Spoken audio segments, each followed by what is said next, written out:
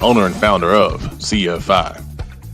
With him, we have Cherie Glenn, our lead reporter, knocking out interviews, going all over the place, just being the queen of CFI. We have Brandon Black, the man behind the camera, the producer, and our photographer, does a great job getting those shots every week. We have with us assistant West Charlotte football coach Brandon Billups, very energetic young man. Former head coach at Central Cabarrus and East Rowan High Schools, Kenneth McClamrock, one of our big football experts.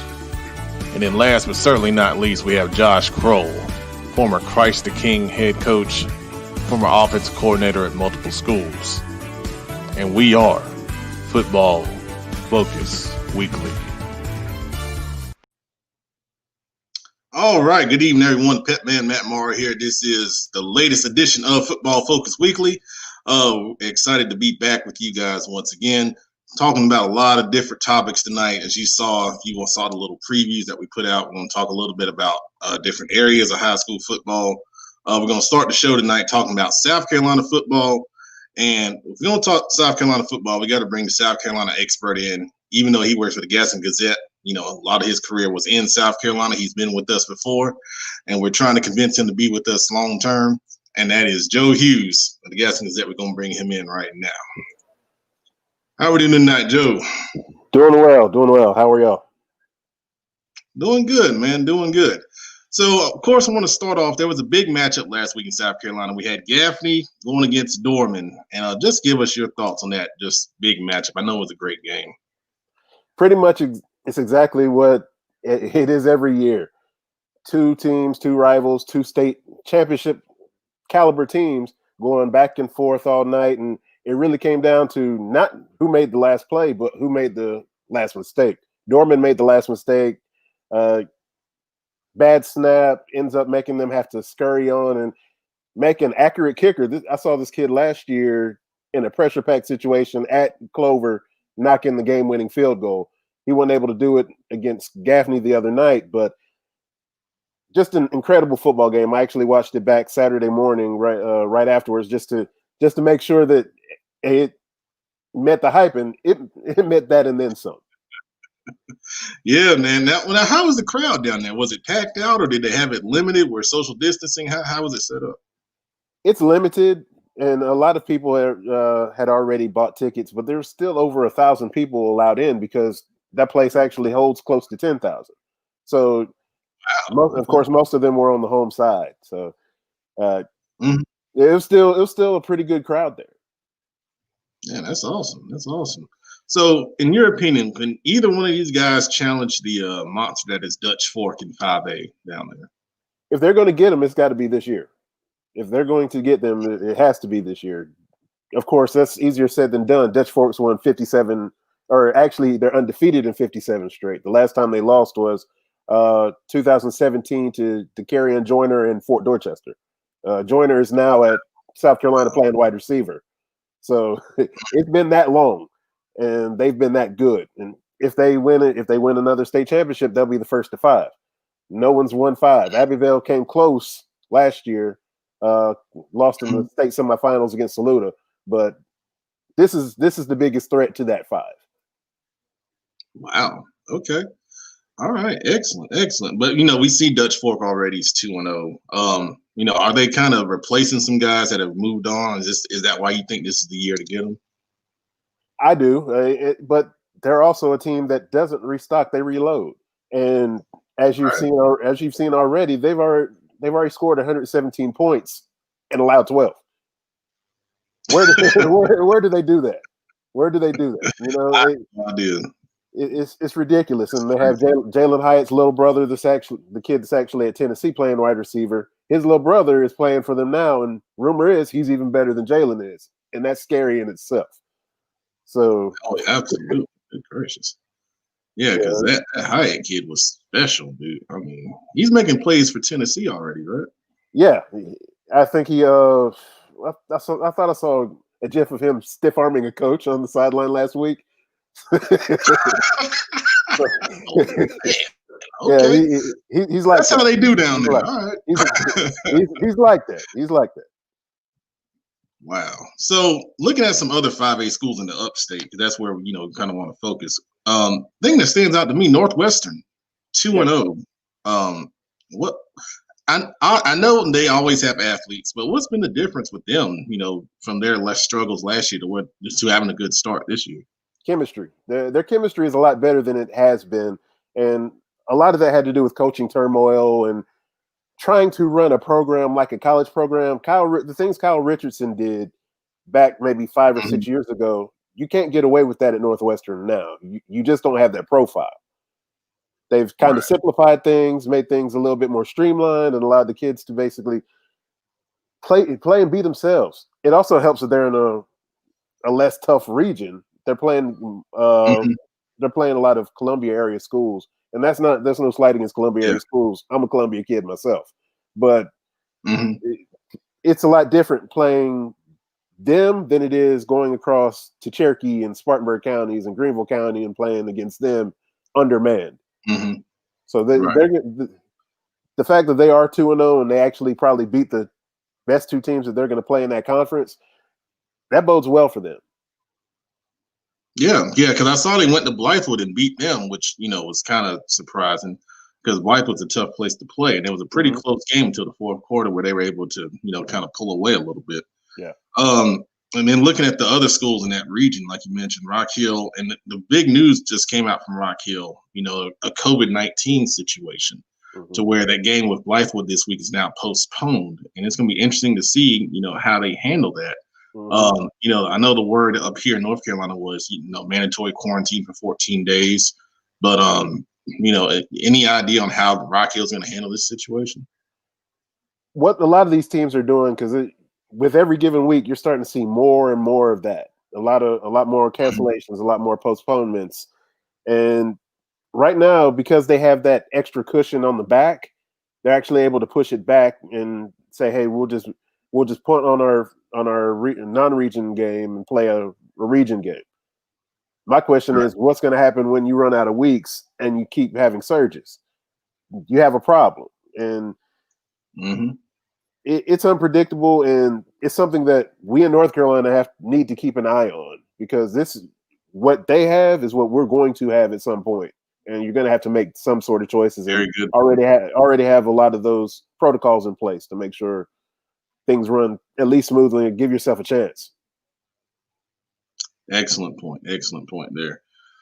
Some other teams in the area, it's just some observations. Nation Ford had a big win against Fort Mill, and they went to Boiling Springs. They lost 45-28.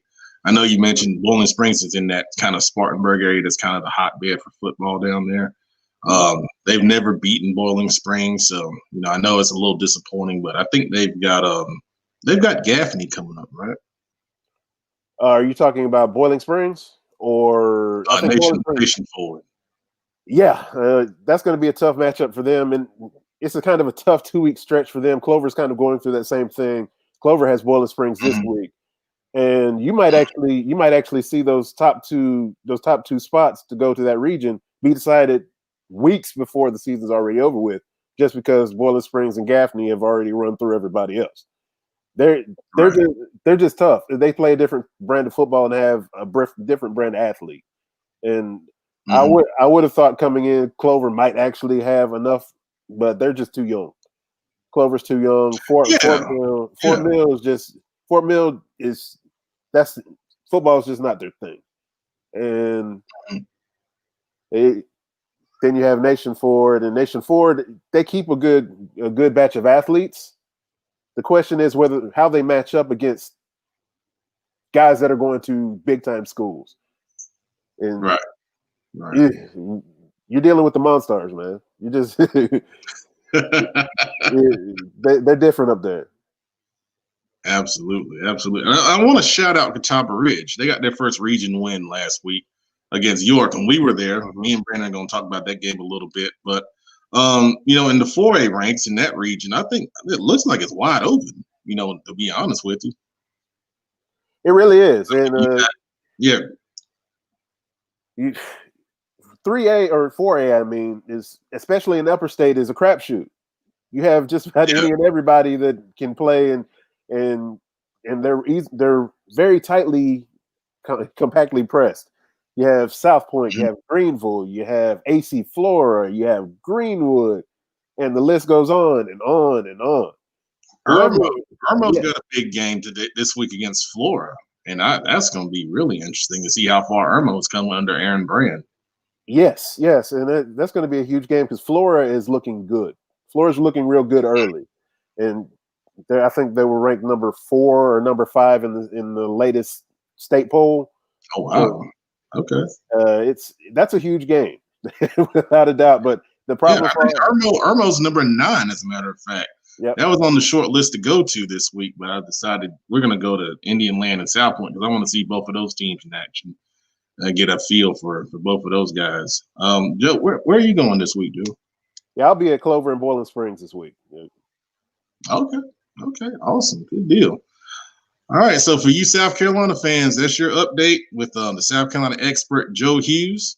Joe, thank you for being on, and if you want to be a permanent spot, I got some chicken wings for you that we can, try to woo you with, and maybe we can get you on the CFI gas card as well.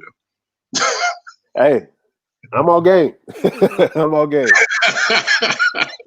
All right, thanks, man. Appreciate it. All right, now. All right, so that was Joe Hughes with the Gaston Gazette giving us a South Carolina perspective. Like I said, our focus this year with the crazy COVID-19 stuff has been upstate South Carolina. We'll still primarily focus on them, but we are going to hit some of the private schools in the Charlotte area, which is what I'm going to talk about now. We did get the private school ranks started with some of the big 4 privates in Charlotte. Providence Day played Charlotte Latin, hosted them. Providence Day won that game 48-0. We know there's a ton of talent at Providence Day. Chad Greer's doing an excellent job. But with the way they're setting their schedule up this year, they're going to play each other. The Big 4 are going to play each other. They're going to play 3 regular season games, and then they're going to play a little playoff. So there's a maximum of 5 games they can play.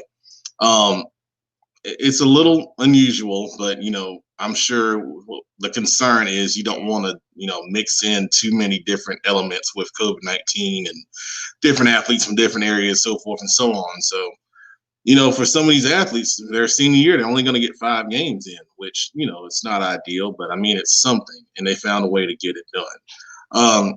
So Charlotte Latin, of course, tough loss for them. They're 0-1. Providence Day starts the season at 1-0. And then we had Charlotte Christian defeating Country Day 21-13. Very good game. I think both of those teams are on the same level. Charlotte Christian has won several, championships over the past few years in the NCISAA Division I rankings.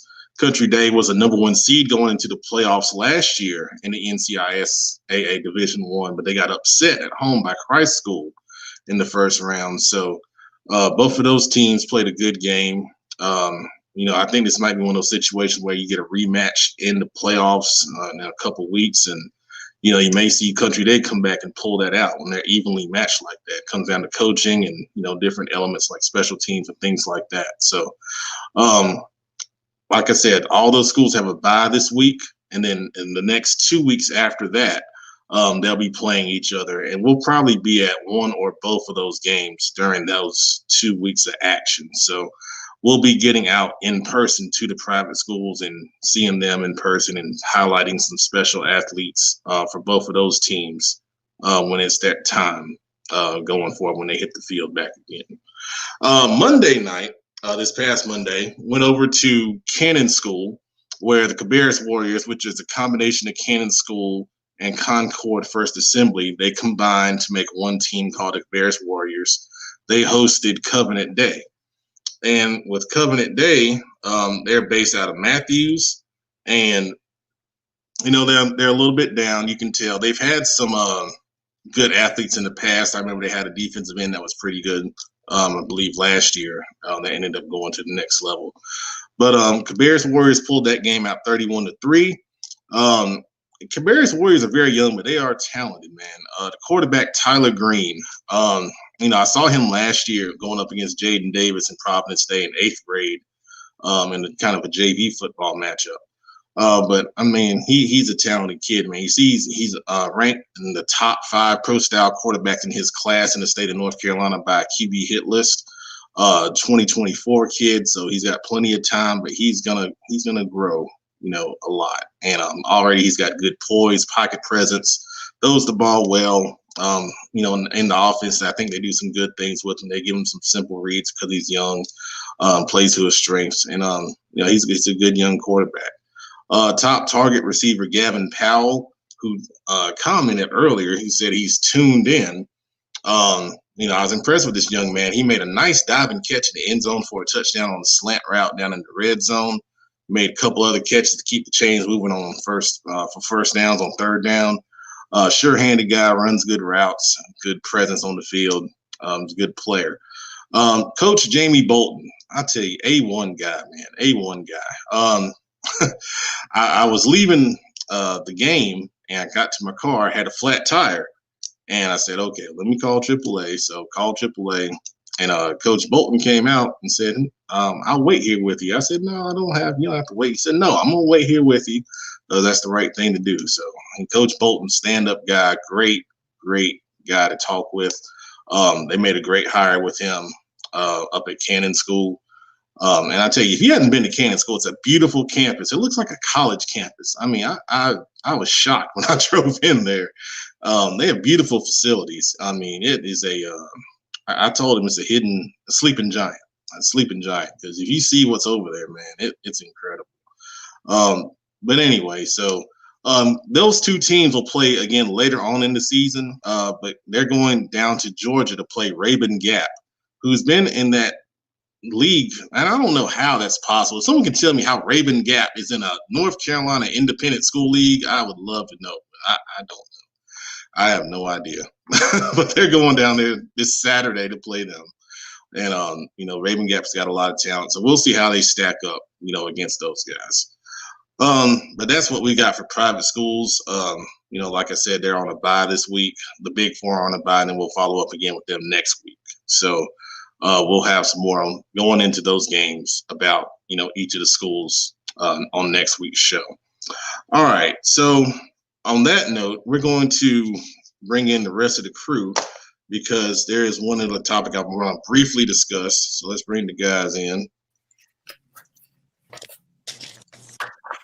All right. And that's the crew tonight. Miss Queen of CFI, Cherie Glenn, is not with us. She had some things to attend to. So it's just the fellas tonight, and we're going to try to keep govern ourselves accordingly is the way I should put it. All right. So on the next topic I want to discuss, we're starting to see some schedules come out for CMS schools as they're working through this whole, rescheduling for spring football. I've got the Harding schedule here just as an example, and I'm going to kind of share it and then just get everyone's thoughts on, in general, how to approach this whole spring football situation we've got here in North Carolina. So Harding's going to start out with Olympic. Then they got RGKL, the two best teams in the South, SOMAC 7. Then they go out of conference to J.M. Robinson, who we just had D-Rob, Darius Robinson, the head coach up there on the show. So we've got a good knowledge of that situation. Then they got South Meck, Providence, West Meck, and Berry. So they've got 6 conference games, 1 non-conference game, which is week 3. And then they go into the playoffs. So question to the panel is, if you're the head coach of a school in this situation, how do you approach your schedule? How do you get you guys ready? Because you're coming off the gate, you're going right into conference play. So you normally have non-conference to work things out. So how do you approach this situation? Well, it's going to depend. It's going to depend on this off-season workout regimen, what these guys are doing, how they're structuring this off-season workout regimen and this skill development time.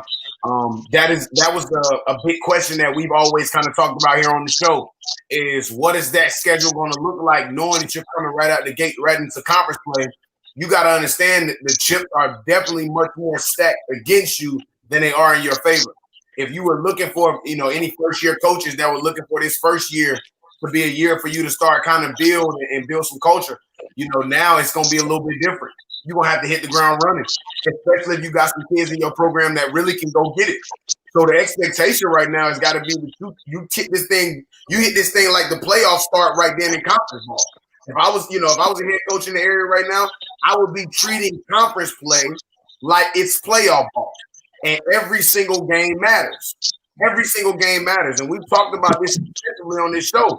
How does a 2 or 3 loss team fit into this playoff equation? I don't think a 3-loss team can comfortably say that they can fit into this playoff equation. It's going to boil down to a lot of different things. So I think it makes for interesting football. It makes for much more competitive football. And coaches are going to have to be on their P's and Q's, but I know that they're going to be prepared. It's just going to be who is more prepared versus who's less prepared. All right, Ken, you had some thoughts on this you wanted to share?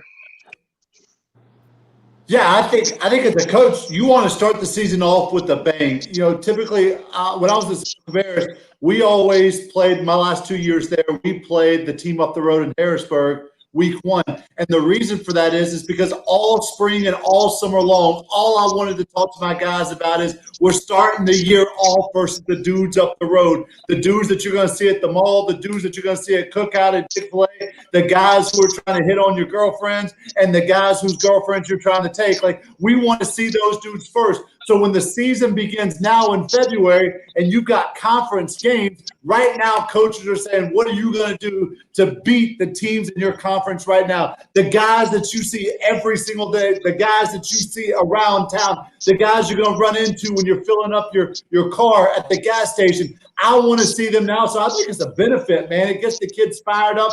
Now guys can start to be like, shoot, man, it's real now. Like, I see it on paper. Like, I know when the start is. Guys are getting ready to start up workouts in Mecklenburg County and Cabarrus County. And now they can see the schedule. They see who they have. It's a conference foe. It's a team that they're familiar with. It's a team that they talk jump to all the time. And I think it begins to give them a little bit more focus, and it makes it a little real. But man, we're 3 months away from football beginning. I think it's exciting. Very good points right there. And just to go back on Harding's schedule, you know, like I said, they start with Olympic and then RGKL, 2 best teams in the SOMAC 7. I think it's a good way to test yourself, see where you stand up against the best in your conference. Then having the honor conference game week 3, you can kind of bounce back a little bit. And then those last 4 games right there, if they can run the table, win those 4, you might have a shot at getting in the playoffs, because we know the first 2 teams out of each league are guaranteed the playoff spot, and then they follow up and go from there as far as figuring out who else gets in. I don't know if that's ever been worked out. I know they were going back and forth about, you know, how that's going to be done, but that's pretty much what we've got as far as our setup goes for starting spring football here in North Carolina. And we'll expand on that more as time goes on. As more schedules come out, we'll go through some certain schedules of schools in the Charlotte metro area, kind of break them down a little bit, kind of like that, and give our thoughts on them. But now we're going to move.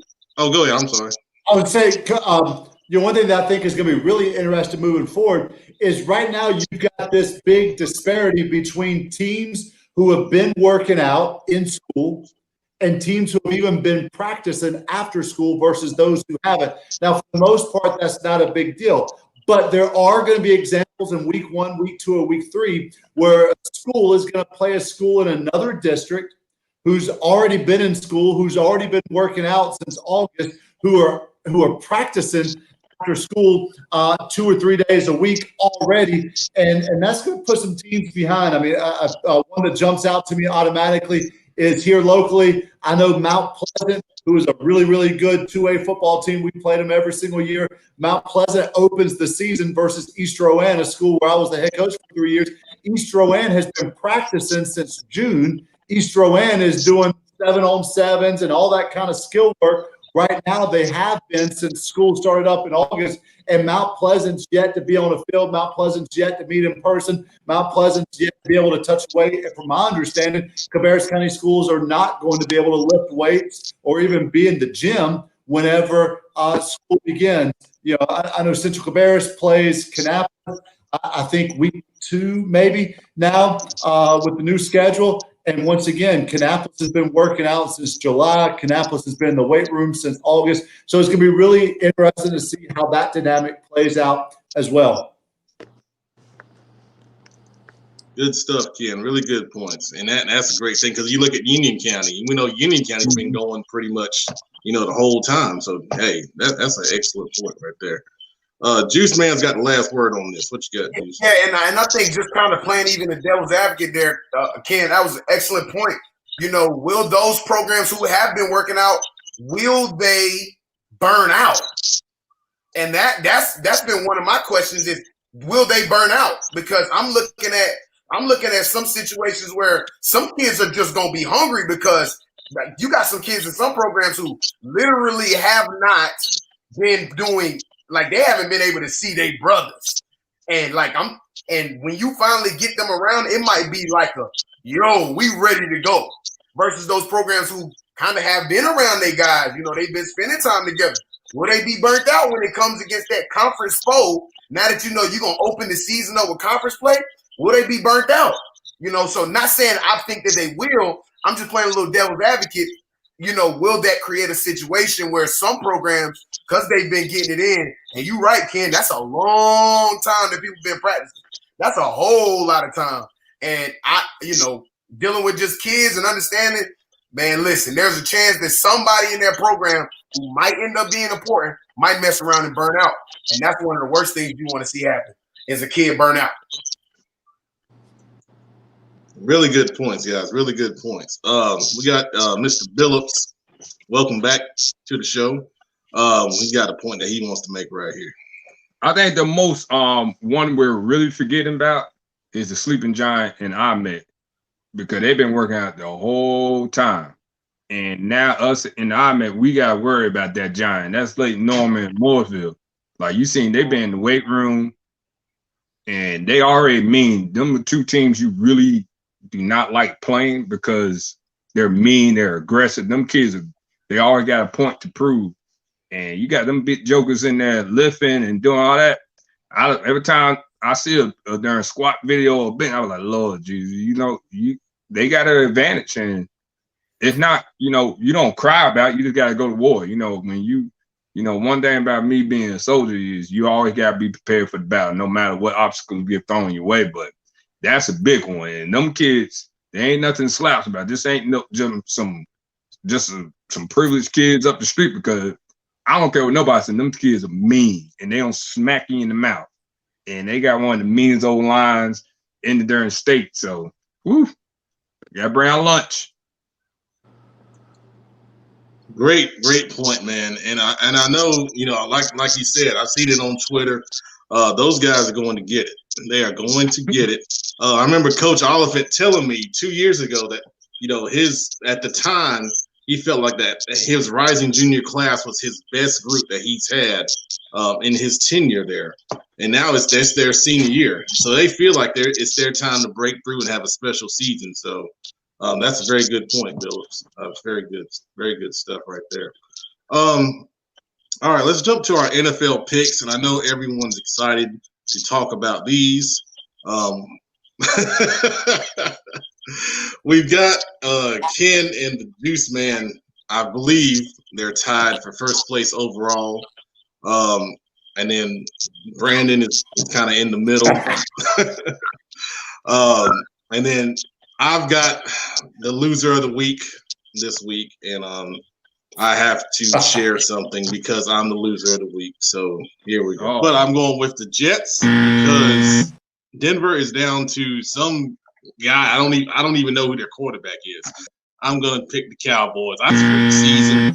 Both teams will be desperate, but the Texans at home with Deshaun Watson. I can't bet against him going 0-4 to that Vikings team.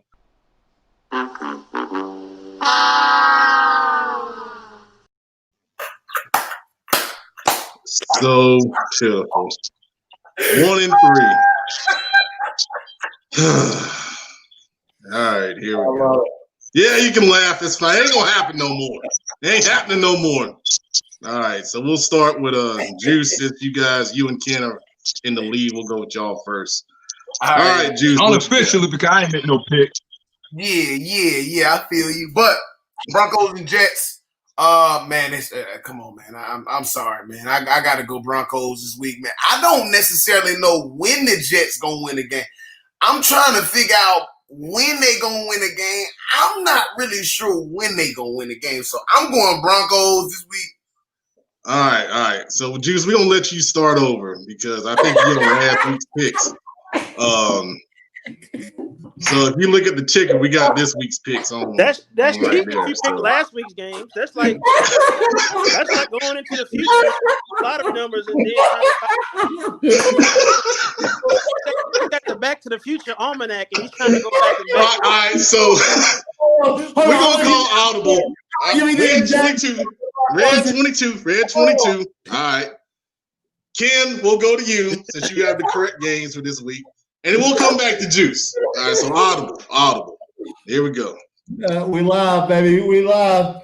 I'm going to start with Sharif. My girl's not here, Sharif. You already know what's up. The Panthers 2-2. The Panthers showing up without CMC. Good night. Can I say Coach Rule for Coach of the Year already 4 games into the season? I got Panthers over the Falcons. Big. The Falcons, they ain't going to figure it out this week. Dan Quinn, isn't that his name? Dan Quinn. You're going to be the second coach in less than 7 days. I got the Panthers by 14 and my first pick. The second pick, I got the Bears losing to the Bucs, and I think it's going to be a pretty good game for Tom Brady and crew. I got them up by 10 in that game. Colts versus Browns, I cannot believe it. God, dog. 3 times I've said the Browns are going to win. I think they continue making me right. I've got the Browns winning a close game. I think it's going to be a 3-point spread there. And then lastly, the last I've heard, like, this Bills-Titans game may not happen. Like, there may be a pretty major COVID outbreak going on in Buffalo, but if the game is played, I think Buffalo is playing lights out. I think the Titans are playing lights out right now, but I've got to give it to all my former Panthers, Coach McDermott and company. I think the Bills take that game over the Titans and move to 5-0. Yeah, I should have picked a different game. I forgot about the whole COVID situation there with Bills and Bucks. It seems to be Bills and Titans. So hey, we'll do this. Throw me a Cowboys Giants pick, Ken. We'll substitute that one in. Ew. Cowboys.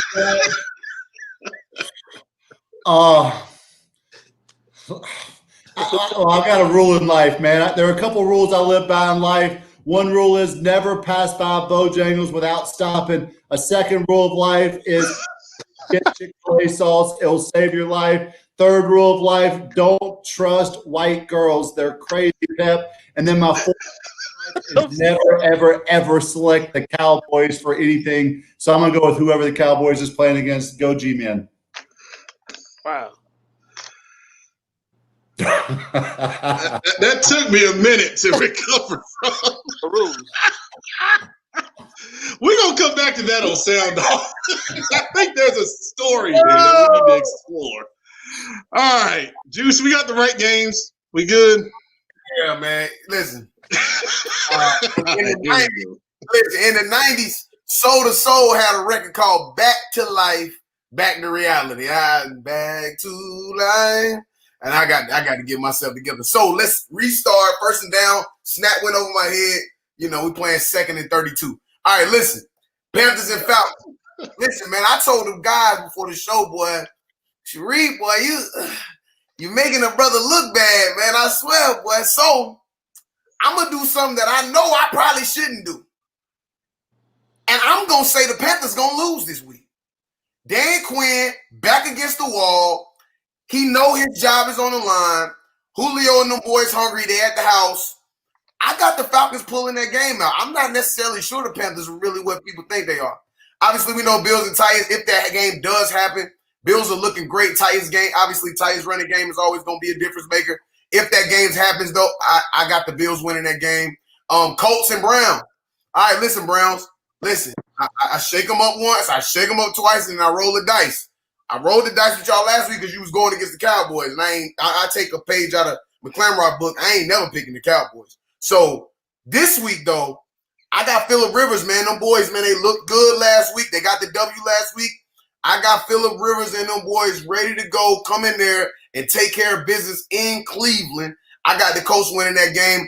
Bonus pick of the week, Bucks at the Bears. Come on, man. Tampa Bay. Let's just keep it there. Tampa Bay. I got Tampa knocking the head off of the Bears in that game. And with our extra pick, Cowboys versus Giants. Yeah, sir. Ye dog. Y'all know. Anybody the Cowboys playing, that's who I'm choosing. G-Man, how do?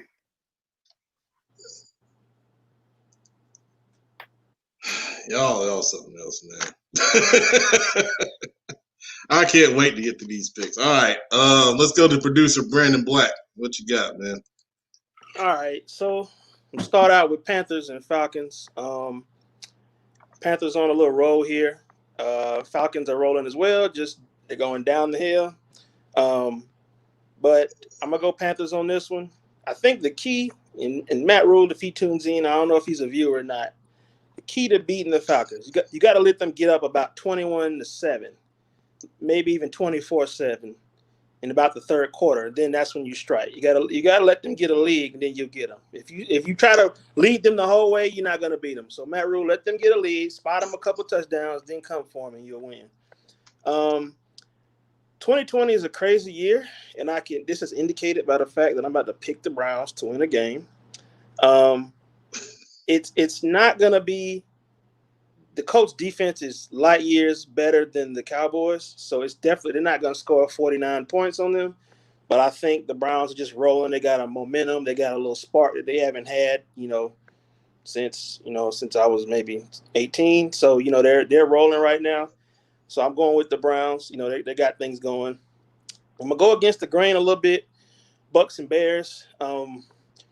Bucks started out really slow last week and then had to rally to win last week. So I'm gonna look for Bears. I'm gonna kind of make this my upset pick. I'm gonna go Bears on this one because I think the Bucks are good, but they might not be as good as advertised. Not quite, not yet. So I'm gonna kind of pull the Bears on that one. And I know the Giants and Cowboys. I'm gonna finish up on that one. I think I read the Giants want to score like 3 touchdowns all year, but I don't care if they haven't scored any points all year. I'm still not picking the Cowboys, so I'm going to go Giants to beat the Cowboys. Giants, a dead clock is right at least twice a day. Giants will get something going, so I'm going with Giants on that last one. Man, y'all cold-blooded, boy. We need some Rick James music in the background. Cold-blooded. All right, let's go to Coach Brandon Billups and get his picks for this week. Here we go.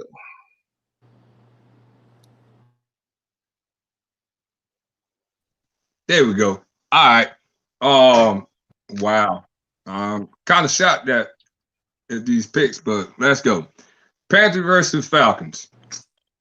I dislike the Panthers. I'm probably the only person born and raised from Charlotte who really just has a disdain with them. I think the Falcons are going to win. This is the reason why. I think they don't get that run game started, which they failed to do. And with the uncertainty with Julio and stuff like that, you don't see a lot of Todd Gurley. And especially with that defense hurting like it is hurting, even though that's an advantage for the Carolina Panthers because their passing game is clicking right now. I think Dan Quinn's going to get slapped in the face by the owner and said, you don't run that back, we don't pay all this money to. Thank God he's out of LA. Oh my goodness, all love to him. So I got the Falcons pulling out the upset. Bills and the COVID Titans, if they do play. I told everybody, Buffalo was a dangerous team because everybody clamored, oh, your Rams lost to the Bills. I said, Bills are legit. But y'all got to remember what the Titans did to the Vikings. I think the Titans will pull off that upset. Well, it won't be an upset to me, but it's 2 undefeated team. The Titans will beat them. Colts versus the Browns. Everybody's clowning the Browns. I really like the Browns, how they're built. Lamar Jackson and them beat them because that defense was just not right, and the Browns were still trying to throw the ball. What you're seeing from the Browns now, they're using what their team is built for. They're using the tight ends more. OBJ, he don't get his 5 catches happily, against the Cowboys with 5 big catches and 1 big run. But Kareem Hunt is now going to be the focus point of that offense now that Chubb is out for a time, and that's pretty dangerous because Kareem Hunt, this is a contract year, and he want to get paid. And when it's time to get paid, a man plays to get paid. So I got the Browns beating the Colts. Bucks, my fault. My apologies to TB. Tampa Bay versus can't get right Bears. Of course, NFC South fans, Carolina Panthers don't go pick the Bears because they don't say the Bucks are not looking good. The Bucks are one of the most explosive teams in the NFL. Even with losing O.J. Howard, they still got their two big-time tight ends going. And Mike Evans, even though the wheel's bad, I think this is Grunt's coming out party. He's going to make sure everybody know who he is. And Fournette should play. If he don't, it's going to be a close game, but I still see Tampa Bay pulling out. And last but not least, Cowboys versus Giants. I'm not a Cowboy hater. I just don't like them. The only reason why I say they're going to lose to the Giants, this is Jason Garrett versus their owner. I'm not going to say his name. And the Cowboys are the worst tackling football team and worst run defense team in the NFC, well, in the NFL, period. Jason Garrett, I just told you I beat the Cowboys. And Golden Tate's mad because my boy Jalen Ramsey just punked him on national television because he tried to be proud big brother. But sometimes you can't write a check that your mouth can't cash. So I got Giants over the Cowboys. Go Rams. Oh, wow. Okay. All right. So to redeem myself as loser of the week, I'm really going to get focused this week and make some good picks. First off, I'm going to pick the Panthers over the Falcons. I think this is Dan Quinn's final swan song as the head coach of the Atlanta Falcons. I mean, too many comeback losses the way they've been losing. Julio Jones went out hurt. Ridley has an ankle. So those two may not play this week. But I think the Panthers are on the upswing. They're a young team. They got 2 in a row. They got good momentum going. The Falcons, I think, will come out strong, but like Brandon said, I think they're going to blow their last lead, and that's going to be Dan Quinn's final game, the head coach of the Atlanta Falcons, sadly. Bills, Titans, if they play. Josh Allen has been rolling, looking like an MVP candidate, 4-0 start. My gut tells me the Titans, but with the COVID-19 stuff, even when they do play, that's a lot of disruption going on. I'll have to take the Bills just because of stability and, Sean McDermott, great defensive mind, doing a great job. Colts and Browns. The Browns put up 49 points against the Cowboys, who can't stop water from running, apparently. But the Browns gave up 38 as well. Cowboys are a strong offense. The Colts remind me of an old John Fox Panthers team, man. They play pretty good offense, ball control, but the defense is the thing that's carrying them right now, which I never thought I would say about the Colts, but they got it going in the right direction. I like the Colts over the Browns. The Bucks and Bears. I'm gonna go with the Bears also. I think Tom Brady at 43 on the short week traveling is gonna be an effect on this game.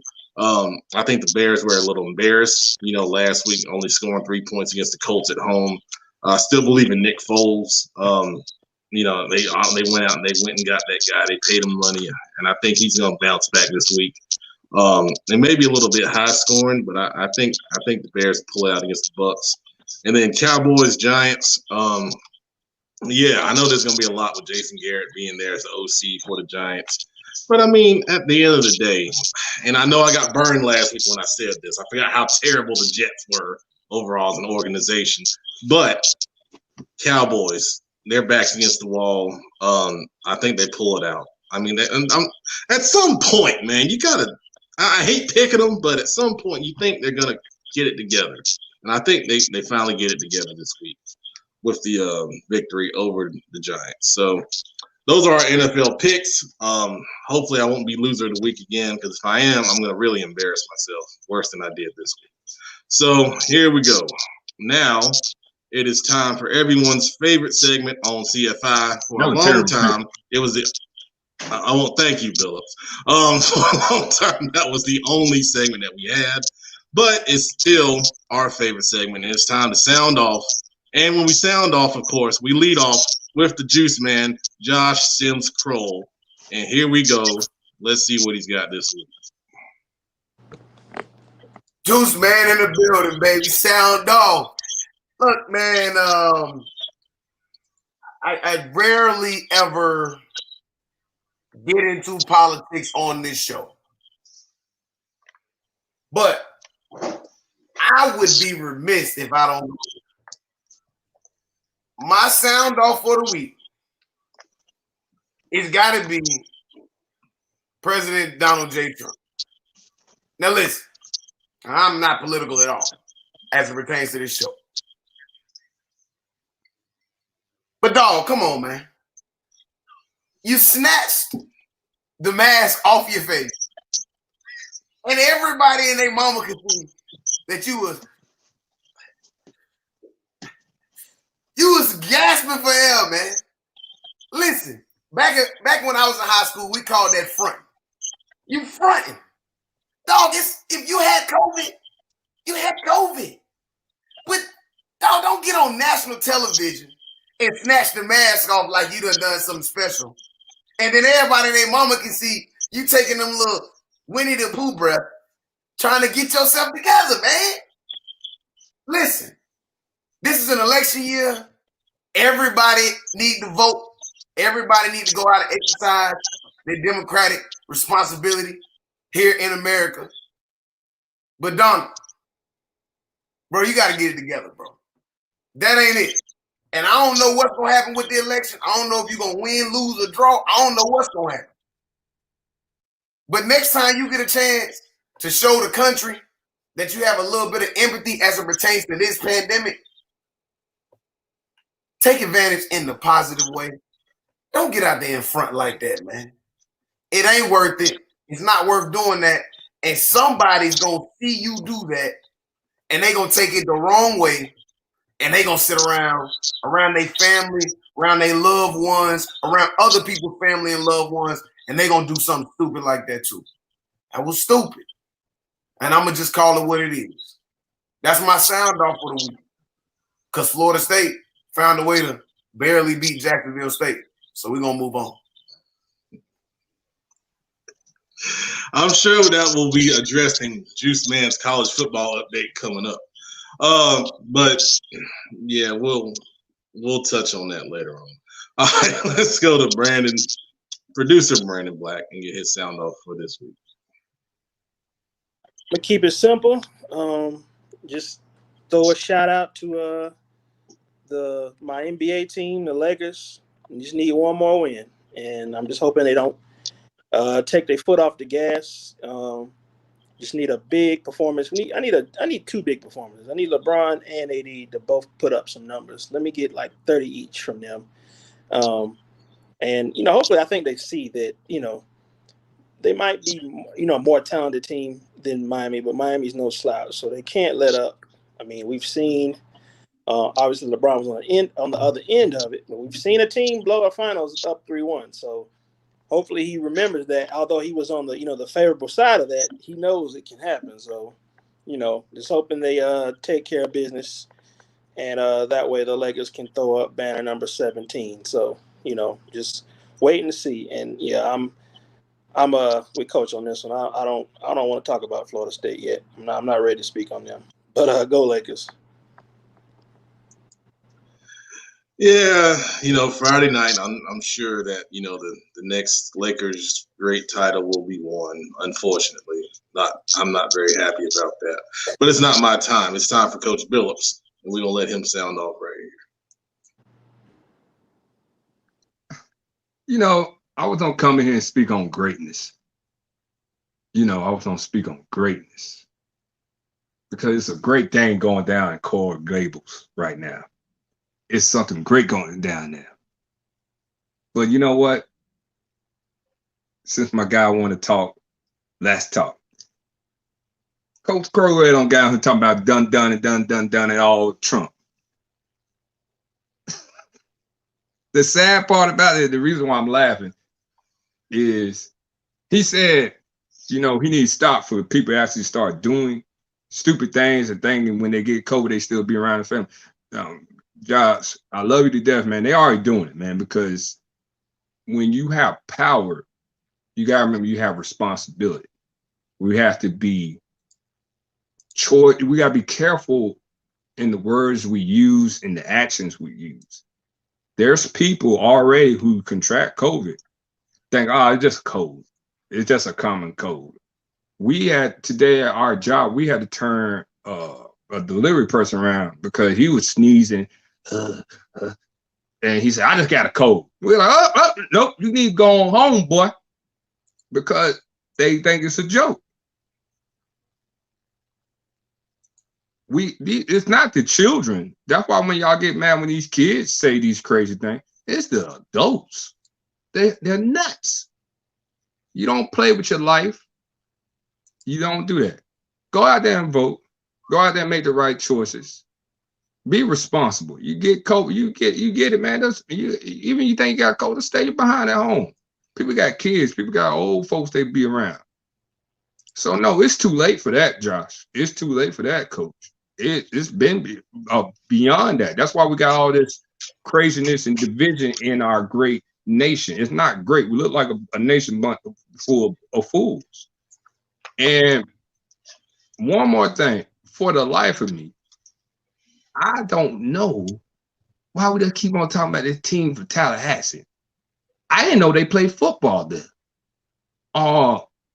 They beat this team. Where are they from? Jackson State. Yeah, there you go, Jackson State. What happened when they came down to Hard Rock?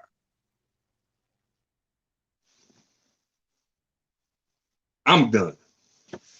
Clemson, you on the clock. You on the clock. And don't bring this. Don't bring. Whoa. Don't you bring this jabroni up in here with me.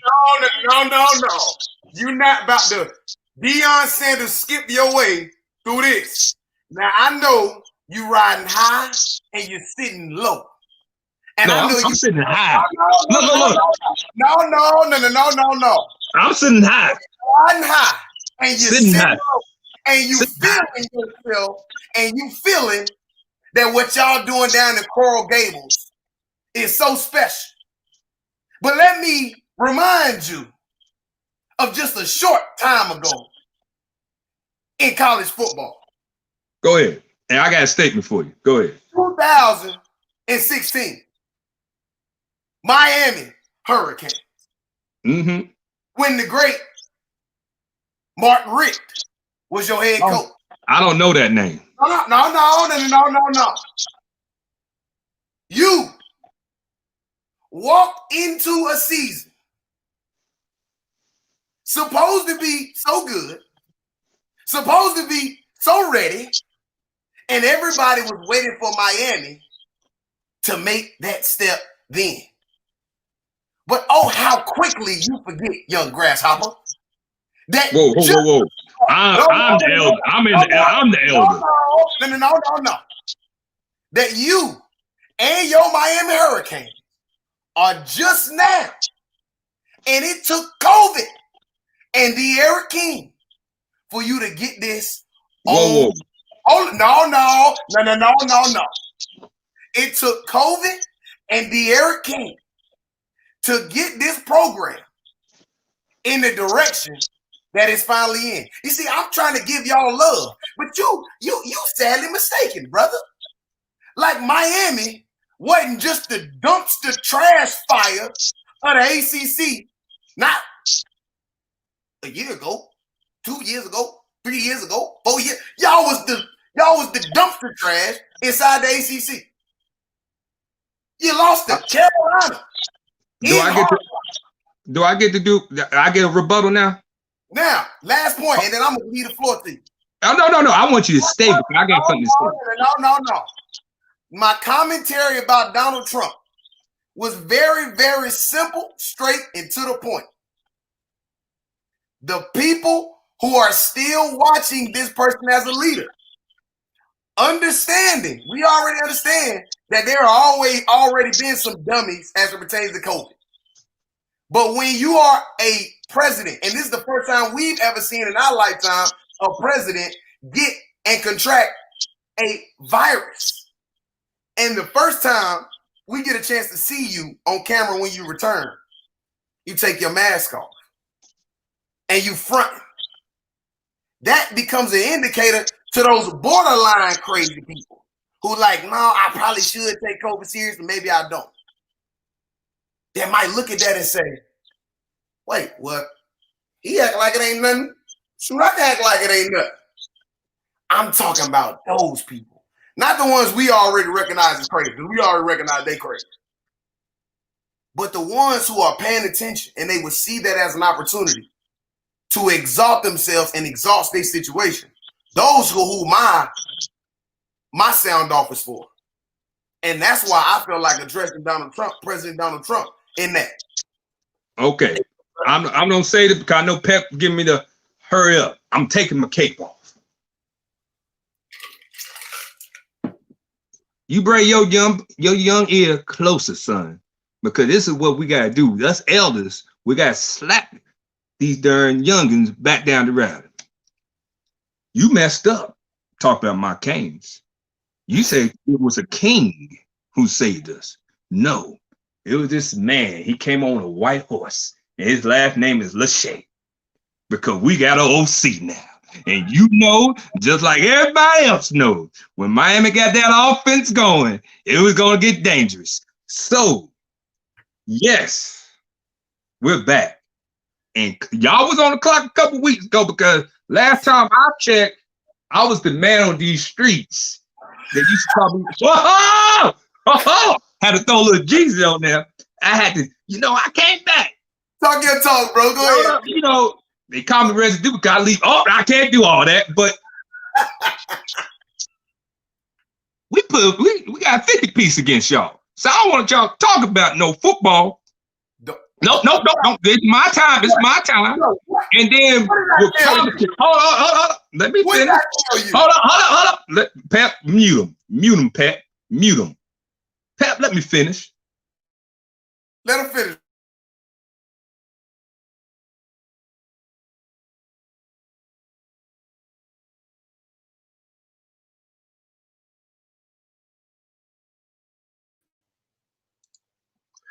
Okay, that was my snap over the head. That was my snap over the head. I'm not bad. But we're gonna finish that in Juice Man's college football segment coming up. We're gonna come right back to that conversation. We'll lead with that, and then Juice, you go into what you're gonna discuss right there.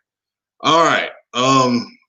Yeah, Harry Nostrand, another high school football aficionado, is he praising the U? Yeah, we'll stick around, Harry. There's gonna be a lot more college football talk coming up, and Billups is wearing like a U snuggie over there, so we're gonna follow up on that some more. But now it's time for Kenny McClamrock and his sound off. We're gonna bring him in here right now. Here we go. Pep, I may look like a young, charming, handsome Southern gentleman, but I'm old enough to remember a movie called Animal House. And there was a scene in Animal House where Jim Belushi climbs up a ladder and he's looking inside the window of a certain young lady down the street. I have a feeling right now that's what everyone around Coach Billups is doing, because that joker's done pulled his curtains off of his windows and is wearing his curtain around his shoulders. Man, turn your heat up in your house. If it's cold, man, you can turn some heat up. God, that's not even what I'm talking about, because I'm going to talk about this week people who annoy me. Number one most annoying group of people who don't put their buggies back in their little buggy aisles at the grocery store. You people annoy me. Group of people number two, we've already mentioned them, Cowboy fans. Cowboy fans annoy me. Group of people number three who annoy me, people who use all caps when they type. Annoys me. Why? Don't take the caps off, please. Number four, people who double park. Crossfitters, they annoy me. Vegans, they annoy me. People who wear flags around their shoulders and hug themselves with it, they annoy me too. But maybe the newest and maybe the most annoying group of people of all time is people that I've been running into all week. I ran into them this week at Lowe's when I went to get some stuff to take care of business around the house. I ran into them at Food Line yesterday. are the women who stand outside these stores, and when they see you coming, it's like a freaking bee's like, whoosh. Are you registered to vote? Hey, sir, are you registered to vote? Get the heck out of my face. I was leaving Lowe's on Sunday night, and this woman from 40 yards away, sir, are you registered to vote? Sir! Do I look like someone who is not registered to vote? Do I look like someone who, when I was 18 years old on my birthday, didn't go and register to vote? Do I look like someone who hasn't voted in every single election for the last 21 years? Yes, I'm registered to vote. And I'm tired of you texting my house. I'm tired of you calling my cell phone. And I'm tired of every time I get on social media, are you registered to vote? Yes, I'm registered to vote. Yes, people out there, FBI, I'm ready. I'm registered to vote. Mark Zuckerberg, I'm registered to vote. Twitter, I'm registered to vote. Instagram, stop asking me. I'm registered to vote. Strike first, strike hard, no mercy. I'm out, Pep. Oh man, I'm crying. Oh my gosh. It's another Kenny McClamrock classic right there, man. It's gonna go viral. I'm gonna get it up tonight. Man. All right, so here's my sound off this week. I've been trying to eat better. I'm trying to live a healthier life, somewhat. But this was on my mind as I was going out, getting pregame meal on Friday. I told Brandon I stopped at Bojangles. I got a chicken supreme meal. It's our, the easiest pregame meal to get. It's not very messy. It's the good stuff. But I got thinking, I was like, okay, I need some different options here. If I'm gonna try to eat healthier, and the times that I don't eat healthy, I need to know what is the best fried chicken I can get in the area. So today, this is my first installment. You're gonna see this happen a few more times. These are Pepman's fried chicken rankings, and we're gonna do 4 restaurants. I see Fred is laughing in the background. I know he loves this. So here's my opinions right now. Number 4 in my fried chicken ranking is Popeyes. And here's why Popeyes is number 4. Yeah, they got the chicken sandwich. It's all right now. It used to be good. I don't know if they changed something or what. But Popeyes has the worst customer service in the world. I swear to God, every time I go to Popeyes, it's a line, like a 30-car line, and I think the people have been there at least 30 minutes. You get up there. One time I went to Popeyes. There was a long line. I got up to the little speaker, and the lady said, "We're only taking cash." I waited 20 minutes, got to the speaker, and then they're only taking cash. I didn't have any cash. So, that's horrible, man. That's horrible. The chicken overall is okay, but the customer service, that's why they're number 4. I'm sorry. It's just, what the heck, man? Fast food is already bad, but it's just the worst, okay? Number 3, and, this is how much I hate Popeyes, because number 3 is Church's. Now, Church's, you can go in there and get a 50-piece meal for $20. That's the only place you can do that. If you got to feed a ton of people, go to Church's. $20, get you 50 pieces of chicken with sides and biscuits. I promise you. All right. Now, yeah, it's gonna be a little greasy. It's your box. Don't sit it on anything that you care about because it's gonna have grease spots in it for a long time. But I will tell you, the spicy chicken is very good. Very good. I have a comment in the background. You're going to have a bucket of grease and a visit to the bathroom. And that's very accurate. I have sat there and I have sweated many a night at 2:30 in the morning from after a visit to Church's. Okay. But you get a good amount for your money. And the spicy chicken is good. Okay. Every time I go to the Church's on Eastway, that's the only one with a drive-through by way of the Charlotte metro area. So just keep that in mind for convenience and safety. But every time I go over there, they don't have spicy chicken. It's a 15-minute wait. That knocks them down. And you can't be in Pepman's top 2 if you can't have your food ready to go. All right. So number two is KFC. All right. KFC has some very good wings. I think they're a little high priced, but they are good wings. They have some good chicken. The original, the 11 herbs and spices. It's not bad. It's not bad. But, the thing that gets me with KFC, inconsistency, okay? you can go to certain KFCs and it'll be better than others. Like you go to the good McDonald's on one side of town versus the McDonald's on the west side. You know how that is. And like Chick-fil-A, you go there, you get great customer service no matter where you go. It's inconsistency with KFC. I think overall they have good food, but it's not consistent, man. That's the only thing that keeps them down for me in number one. But number one in my fried chicken rankings is Bojangles. All right. Bojangles, you usually get good consistency with Bojangles no matter where you go. Now admit it. If you go to the Bojangles on West Trade, it's going to be a while. All right. You got to prepare accordingly. Okay. If you got time, go to Bojangles on West Trade. All right. But if you ain't got a lot of time, you got to go to Bojangles on the right side of town. All right. They're going to get you in. They're going to get you out. Your go-tos on the menu there. Your Cajun filet biscuit's going to be pretty good. Your Supremes are usually going to be pretty good.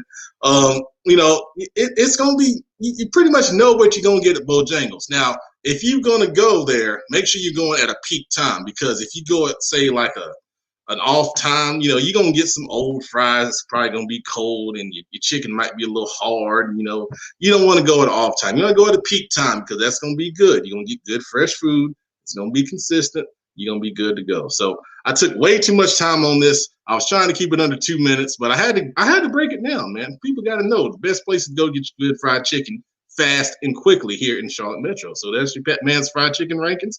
Stay tuned. We're going to do it again here in a couple weeks. All right. Thanks for watching, everybody. There we go. All right. So as everyone laughs in the background, we're going to transition into our next segment. Oh, that was good. That was good.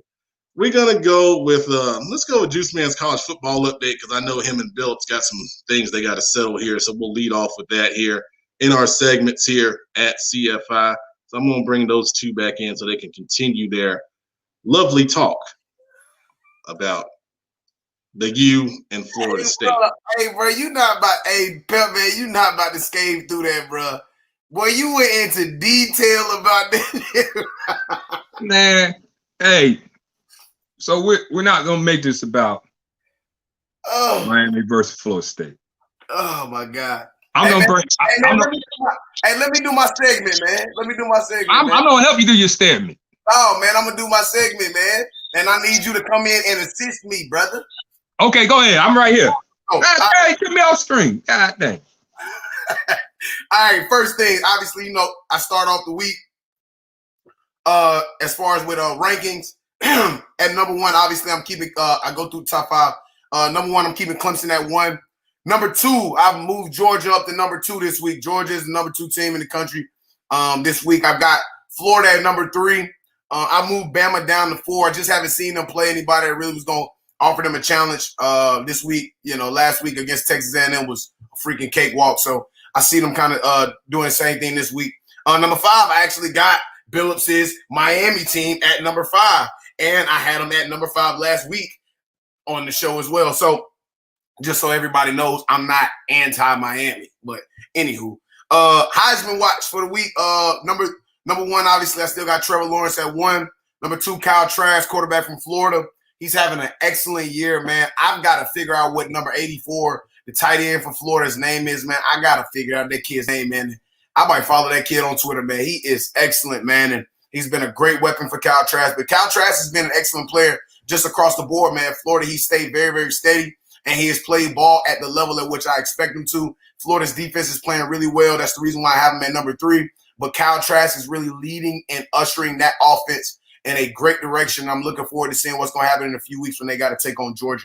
And then at number three, man, I told you guys, and I'll continue to say this week in and week out, I will not take Justin Fields off my list. It's not going to happen. He's going to have to end up taking himself off the list. When they start playing ball, if he plays bad, I'll take him off the list. But on my Heisman list, I continue to have Justin Fields on my Heisman list, and I'm not going to take him off until he comes and shows me when they play that first game this year. I forgot who they play first, but when they play that first game this year, if he plays bad, then I'll do it. Kyle Pitts, middle great. Kyle Pitts, that's right. 84's name is Kyle Pitts. He is a dynamite player, man, and this kid is literally going to be an excellent ball player when it comes time for him to play on Sundays. He's going to be a game changer, man. I've seen this kid beat guys on deep routes. I've seen him take short routes and make a guy miss and make great plays. So Great stuff, man. And then last but not least, De'Aaron King.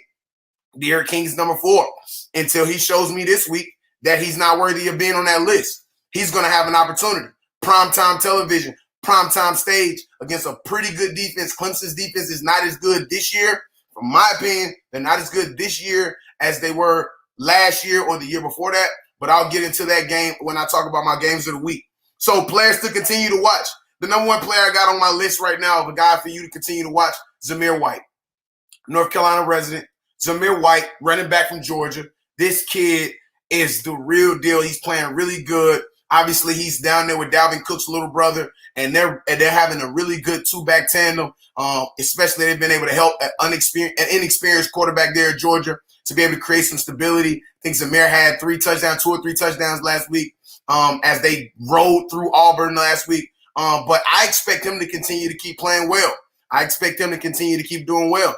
Actually, my next player to continue to keep watching was number 84. I just put number 84 on here, but now that we know his name, Kyle Pitts, another player, man, he's an excellent player. I can't continue to keep raving after him more. And my third player to continue to keep watching is Sam. That's right, 704, Sam. He's playing really, really good for Carolina. I'm looking to see if Carolina's going to make that jump.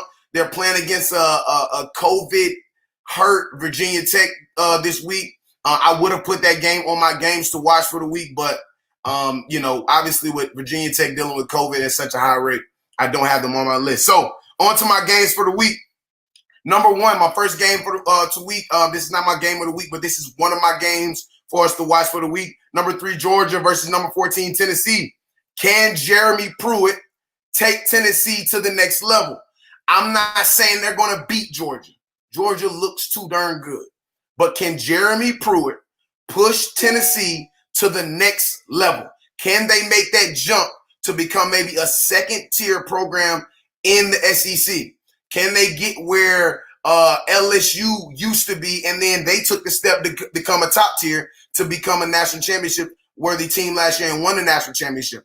Okay, so it's going to be a tough road this week against Georgia. That running game is tough. The defense is tough. It's going to be a tough game, but I want to see can Tennessee compete, and I want to see can they be able to make this game a close game. I have that game as not my not so friendly game this week, but I am looking to see if Tennessee is going to make that jump. Second game of the week that I'm looking at, Texas and Oklahoma. We have not seen this Oklahoma in a long time. This is a different Oklahoma. Oklahoma, 1-2 Oklahoma, is a different Oklahoma. So can Texas utilize this year and this opportunity as an opportunity to push the rivalry a little bit closer in the 2020s? Because obviously for the last 5 to 6 years, this has been a overwhelmingly Oklahoma rivalry. I'm looking to see will Texas do great, but I'm never going to doubt the coaching staff at Oklahoma and their ability to get ready. This is a rivalry game. And for anybody who's ever played in a rivalry game, it doesn't matter. It doesn't matter what you've done the weeks prior. You're ready to play that rivalry game. So we'll look to see if Oklahoma bounces back or will Texas stump a mud hole through them. Next game to look at, number 2, Bama versus Ole Miss. I don't think this is going to be a really close game, but I am interested in seeing how Lane Kiffin is going to do his first time at Ole Miss versus Nick Saban, the GOAT. All right, we are looking to see what that's going to look like. I do want to see if Lane can be able to get this done. My sleeper game for the week, Coastal Carolina versus Louisiana. 2 undefeated, 3-0 teams, group of 5 programs.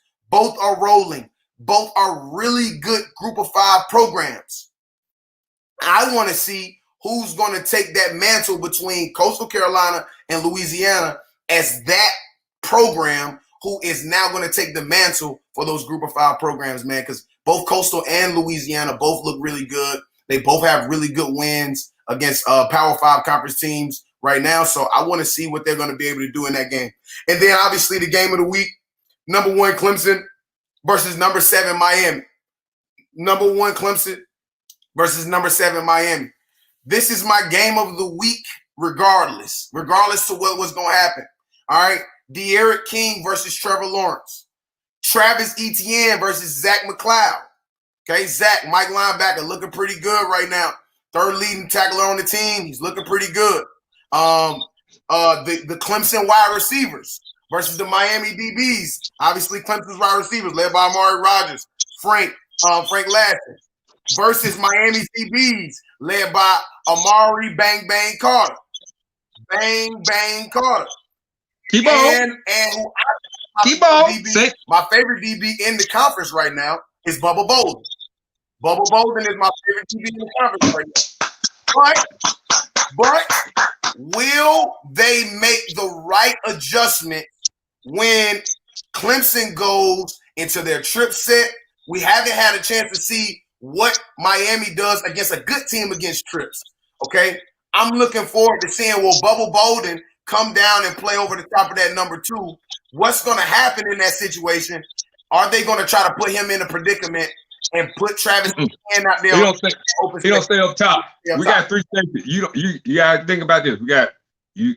I love what you said. That was great. We got one major piece that's suspended for the first half. The other safety, because we rotate 4 safeties. And so Bubba and his running partner are not going to be on there for you. It's going to be Bang Bang out there. Who's suspended for the first half? Hall? The Hall kid? Okay. Yes. Now, this is one thing I think Clemson is not thinking about, and I know you saw this. They're not accounting for our wonderful defensive line with Billups. Like Phillips, even his short, even though he got ejected in the Florida State game. That's why when you said rivalry game, and you saw people show up for rivalry game, I drew a gaze because I remember we had a rivalry game with a team from Tallahassee, and it was like a scrimmage. But that's another story. You've been talking great about Miami, and I love it. That's ever happened. So yeah, and it was not a rivalry game. It was a scrimmage. It was like me going out there and playing soccer with my 2-year-old. Just dominate. It was like kicking scrimmage. So my thing with Miami. The reason why I'm riding high with them, we owe Clemson. Clemson embarrassed us in the ACC championship game. And I always told everybody, and I think I even told you this, Crowell, a couple years ago, if we actually get an OC, I trust Diaz. I know Manny don't do what he don't do. I know our defense don't be great. We don't fly around. We don't make plays. But we actually get an offense that fits the talent in South Beach, we don't be a problem. I think Miami's going to be a problem. We have faced adversity. This was the week. I drove down to corrugators, and I wrote on the book, adversity. They said we was going to get smoked by Louisville. We came in and we overcame. Now, we are a 3-score underdog. They said we're going to get beat by 21. All I'm going to tell everybody in the CFI world is, you hate Cowboy fans, right? Let Miami win this game Saturday night. Coach Billups don't shut Twitter down because it's go time. You better be glad I don't got my boombox because I bring boombox, not the matter. If I might bring the tape player, I'll go get my tape cassette and put that Uncle Luke. It's all about the you on. We're gonna blast it. Listen, but great picks. First thing, shame on you. You don't know about the young Kyle Pitts. You don't know his name. That's terrible. He is. Hold up. He is Kellen Winslow 2.0. He is the all. I would never want that kid to be Kellen. No, not without the drama. Without the but he is Kellen Winslow 2.0. Yeah. Yes, he is going. He's a very high pick. That's explosive. I'm shocked that you put Florida over Miami, but I get it. Florida, SEC. It's like apples and oranges. You don't. Everybody's gonna go with the SEC, but I get it. Clemson, of course, they gotta be the top dog. One thing I wanted you to talk about because I know you. And you one of the few offensive coaches I really, really like. What happened to that air raid? I just want you to tell people what happened to the air raid. Mississippi State? Yeah. What happened to the raid? I mean, you're asking me as if I'm a air raid. I know you're not an air raid guy, but I would like for you. Go ahead. I got you. So we can look at this in context. 623 yards is 623 yards. Yes, sir. Against a defending national champion. We can't utilize that to take that away. But when we turn around and look at how that defense played against Arkansas, their defense played against Arkansas just as bad as they played against LSU. Mm-hmm. The difference is KJ Costello turns the ball over 3 times. Something he didn't do versus LSU. LSU LSU was dealing with some different situations. Some kids have decided to opt out. Some kids who would have been very, very talented, they opt out. Situation happens. It's what it is. That game was on both because he stayed in man. But what Arkansas did, they gave him zone looks. My favorite offensive coordinator is the offensive coordinator at Arkansas. My favorite offensive coordinator. And that don't change. So when I see him have the ability to go in there and beat Mississippi State, all that does is just tell me that he did what he was supposed to do. You know my favorite, you don't see the best offensive coordinator in college football on Saturday. Yeah, you're right. And we're gonna dominate. Yeah, because you already saw what we did at Florida State. That's Florida State. I don't care. They are what you guys used to be. We're talking about you live in that's what's wrong with you. That's what's wrong with you. You're living in the past. You're living in the past. You live in the past. You live in the past. It's about the future. I believe the children are the future. Go on, Pep. Let's go, Pep.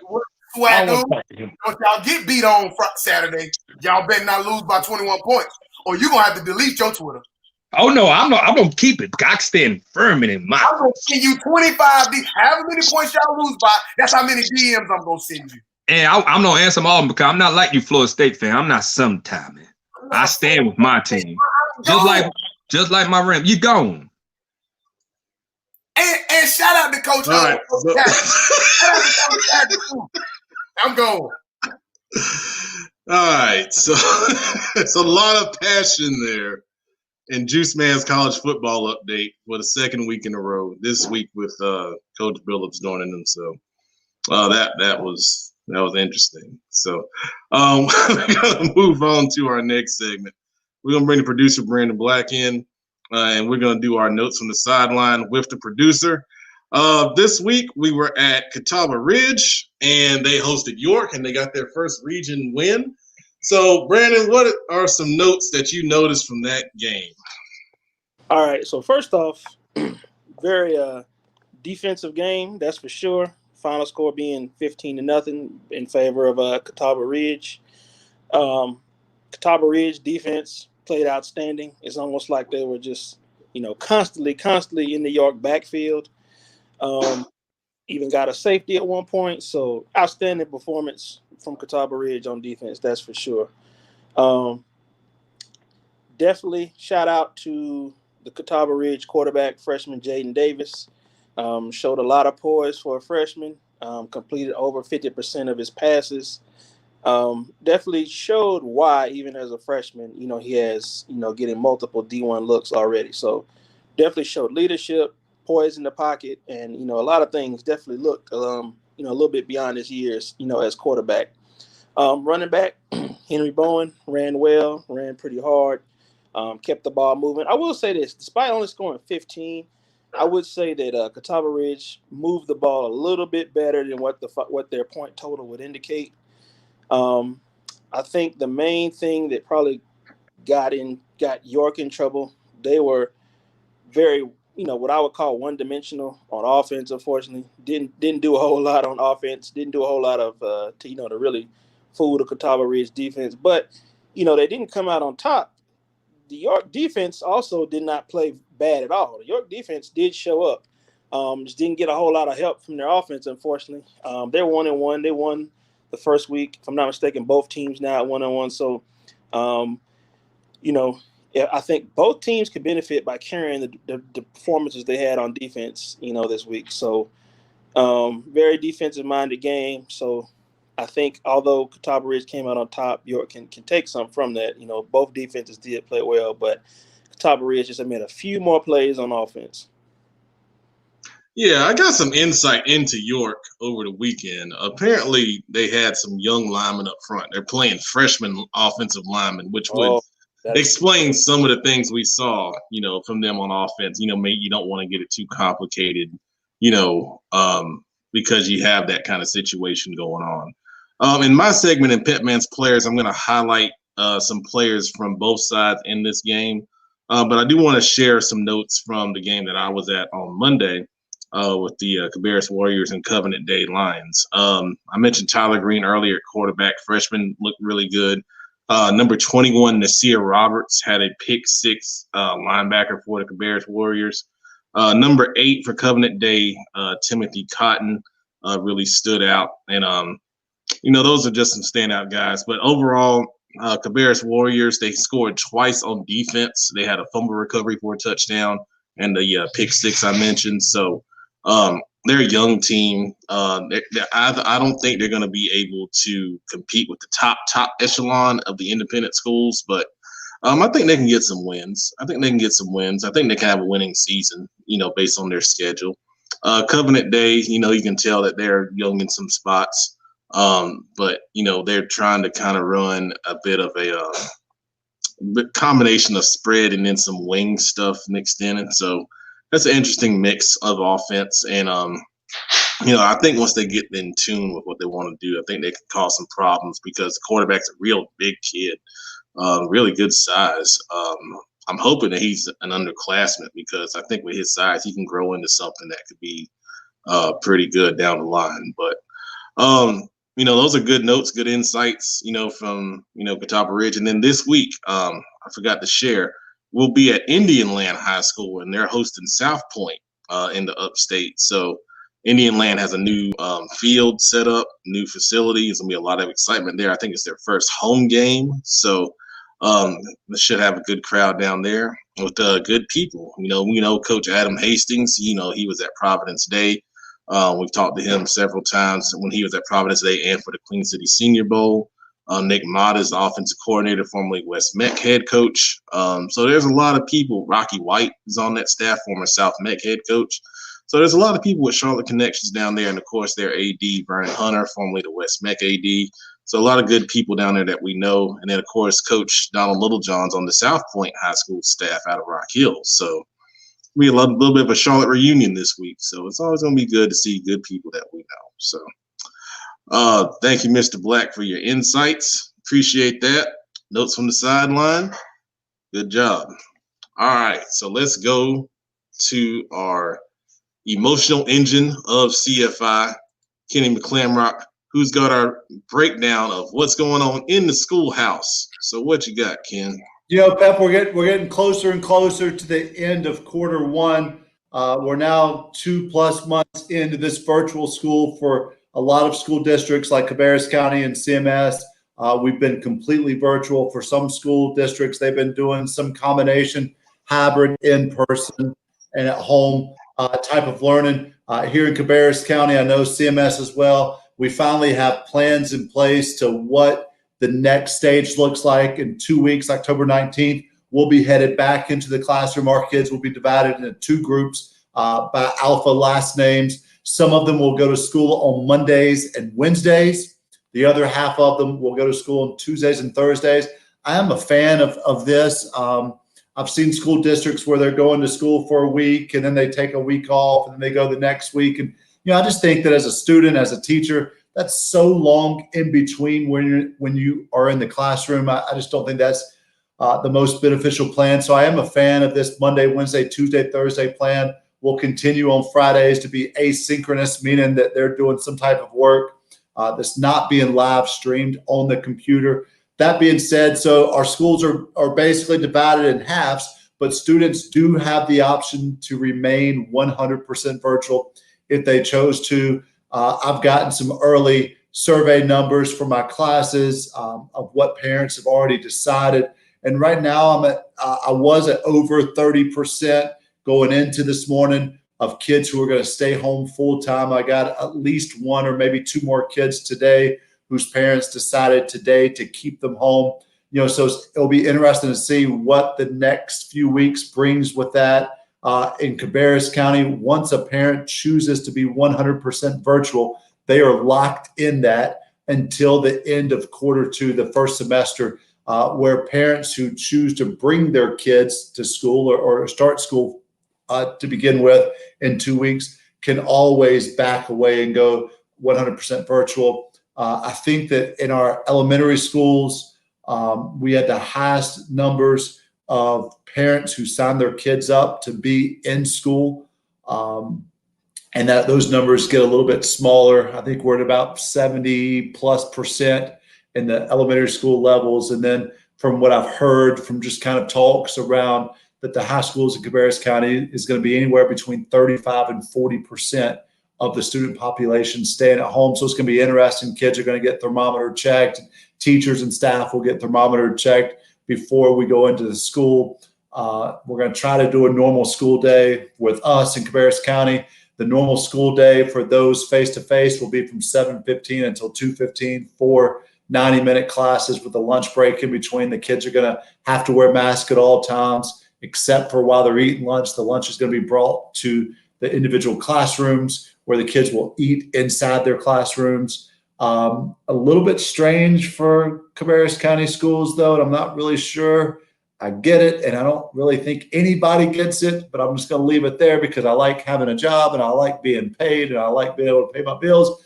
Students who are staying at home and those students who are at home on Mondays and Wednesdays or Tuesdays and Thursdays will, instead of going to school from 7:15 to 2:15, they're not going to have to log in until 8:15, which means they don't have to get up super early to take a shower, fix their hair, brush their teeth, eat their breakfast, wait outside in the cold and the rain for their buses. They're going to be able to sleep in at least another hour and a half.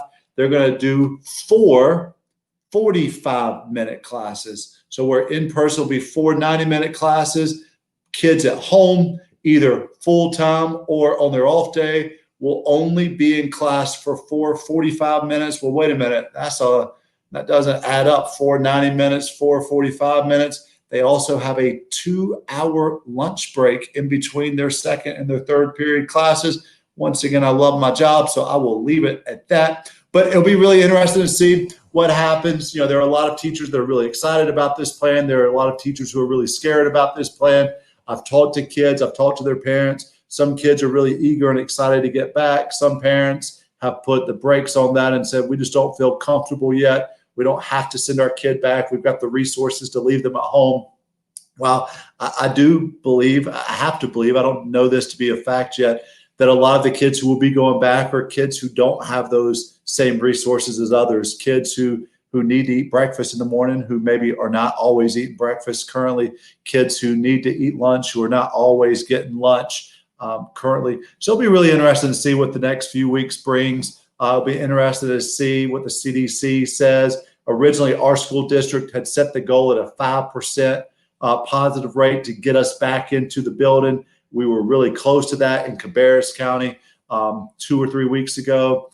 And then immediately in the last week and a half, our numbers have jumped up to over 6.5%. In fact, Cabarrus County's positivity rate, from my understanding, is higher than the average in both Mecklenburg County and in the state of North Carolina. They did put a cap at 7%, which we are really, really, really close to. And at that 7%, we may pull the whole in-building thing and go back to 100% virtual. So it'll be interesting to see what the next few weeks bring. I will say from my personal experience today, 7.5 weeks in, I'm so sick and tired of sitting in this chair. My wife, it's a beautiful chair. It's a beautiful table that my wife built. But I'm tired of sitting in this chair. I'm tired of looking at this laptop. I'm ready to be in the classroom. I'm ready to move around. My butt's getting flat and my belly's getting fat. So I'm ready to switch those things around and start moving around the classroom.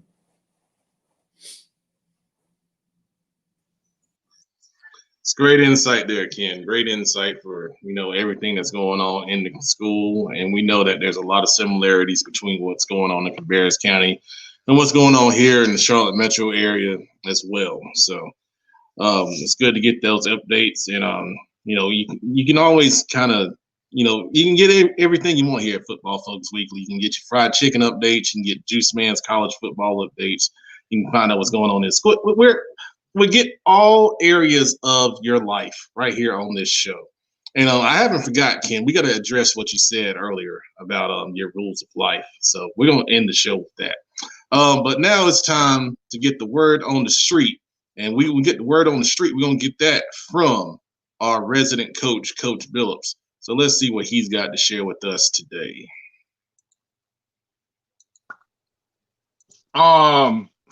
So we got something incredible going on right now. Well, I don't think it's incredible, but I would tell everybody who's still teetering, trying to figure out who they're gonna vote for, who's just one-sided, just thinking, watch these.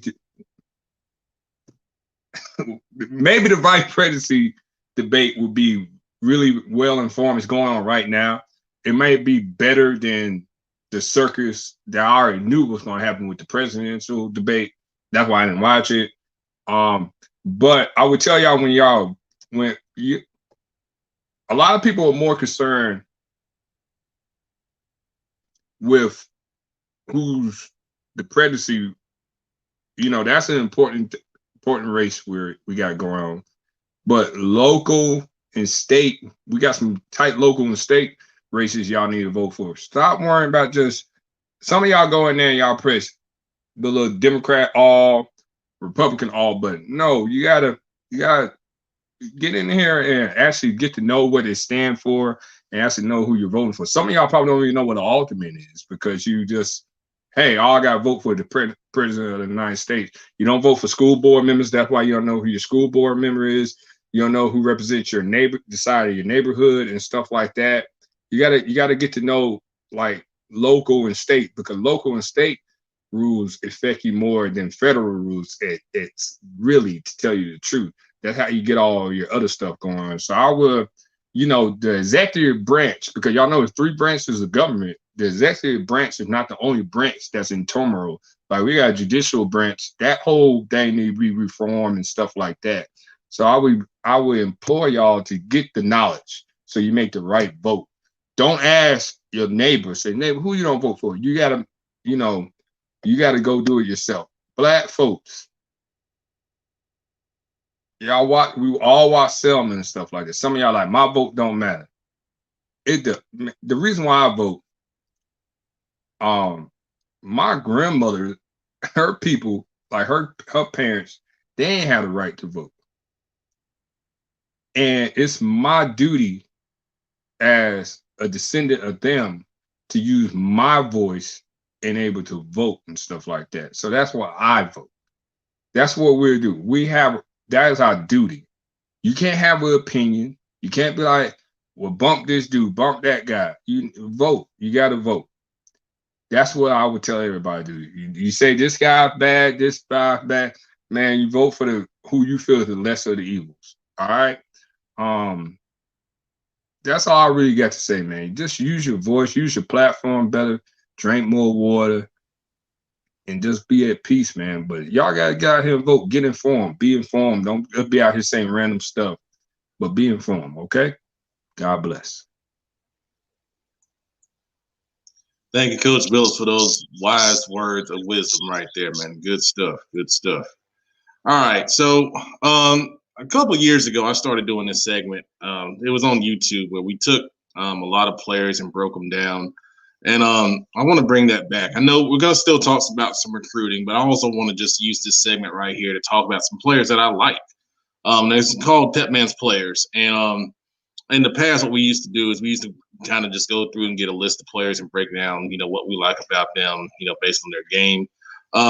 Tonight, we're going to talk about some of the players that we saw this past weekend. Then I want to give you a little recruiting update on some players with some updates in their recruiting as well. So first off, Jacoby Henderson for Catawba Ridge, number 10. We interviewed him twice last week. Interviewed him on Instagram on Tuesday night, and then we interviewed him after the game. He had a great game. He had a pick. He had a few catches on offense. He's got several offers from mid-tier D1 schools. Very talented young man. He's also a 2022 kid, so he's only a junior. So he's got another year to do some things. He's a team leader for that Catawba Ridge team that is 1-on-1 on the season. Asa Johnson, number 55, one of the standout defensive linemen we talked about in the notes from the producer segment, where Brandon was saying that the Catawba Ridge defense really did a good job against York. He was a big reason why. He had at least 3 sacks. And the way he speaks, he's very articulate. He carries himself well. He's not the biggest kid. I'd say he's about 6 foot, probably 260, but he gets after it. He's got a great motor. And those are the kind of kids that you love to coach. His coach, Coach Lignac, said he was a really good kid on and off the field. And those are the ones you want to get into your college program. So Asa Johnson, reach out to Catawba Ridge if you're interested in finding a good D-lineman college coaches. I hope I said his kid's name right. Aladrion Davis, number 2 for York. He played DB and wide receiver. He got things done on both sides of the ball, man. For whatever reason, he was a target for the student section at Catawba Ridge, and he was, interacting with them, nothing in a bad way, but you can tell he's a personality, but he made some things happen. He made several catches when York was moving the ball. He's helping his quarterback out, who was under siege most of the night. They put him at quarterback in the 4th quarter, went wildcat. He had a big run to get him deep down into the red zone. And he also threw the ball, completed about a 20-yard pass. So, I think with York's, the offensive struggles, that may be something that they look to go to a little more often. But he plays so much on defense. So you get a kid like that, it's hard to just ask him to do so much, but he's very talented. Look forward to seeing, where he goes on the next level, because he is a senior this year. A few things on recruiting. Cameron Smith, the running back at Olympic, just made an announcement today that he's reopening his recruiting and he's decommitting from Navy, which, was a surprise because, I kind of felt like that was a good fit for him. But you know how things go with recruiting. There's always a lot of variables and things change. So, it's going to be an opportunity for him to go to a school. And I know a lot of colleges, especially locally, should be salivating at a chance to get a talent like Cameron Smith that was committed to Navy. So be interesting to see what happens there. Greensboro has offered a couple kids. They were at the Under the Lights camp, and the kids that they offered attended the Under the Lights camp. So I think that relationship is, really beneficial. Riley Stubbs, the kicker at Hickory Ridge, got offered from Greensboro. And Caleb Tate, the linebacker from Mooresville, who's been all conference, got an offer from Greensboro. Both of those were announced today. Bryce Dixon, the D tackle at Butler, who's been receiving several D1 offers. Just an electric 3 technique that comes off the ball well. Really sheds well in the run game and also can pass rush. I know why a lot of schools are after him. That's a name to keep an eye on. The corner, Omari Filion from Myers Park, very talented young man, has shown well at several camps over the summer. Picked up an offer from Old Dominion today. That was good to see that. And then last night, I talked with a very, very well-spoken young man. His name is Brock Morgan. He plays linebacker at A.L. Brown. He's been on JV the past 2 years, moving up to varsity, plays middle linebacker. He's also going to play some outside backer and play tight end. But the biggest thing that stands out about this kid is off the field. He was named to the Kannapolis Youth Council as, I believe, the vice president. And he is a very, very articulate young man. He's a leader. He carries himself well. He has a great football knowledge, but he's also very deeply into politics.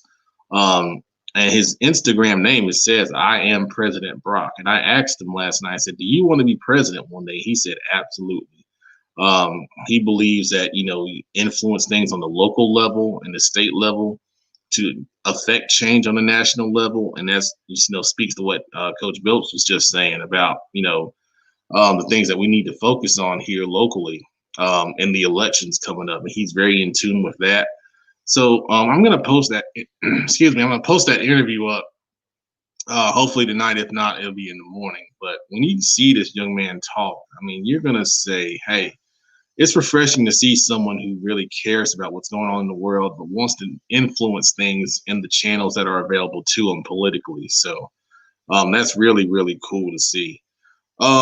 But that's the end of Pepman's player segment. We'll stay tuned. Each week we're going to feature some players doing some different things, not only on the field but off the field, like we just mentioned with Brock Morgan right there. All right, so we have to address this before the show ends. I'm going to bring everybody back. So Kenny McClamrock had a post, and he said it on the show, then he posted it on Twitter. And we got to figure out where this is coming from. Kenny's rules of life. All right. So his rules, as he said earlier, number one, never pass the Bojangles without stopping to get something to eat, which matches up with my fried chicken ranking. So there you go. Number two, get the Chick-fil-A sauce. It will change your life. Number three, DTWG. Don't trust white girls. And then number four, never pick the Cowboys to win, ever. So where did these come from?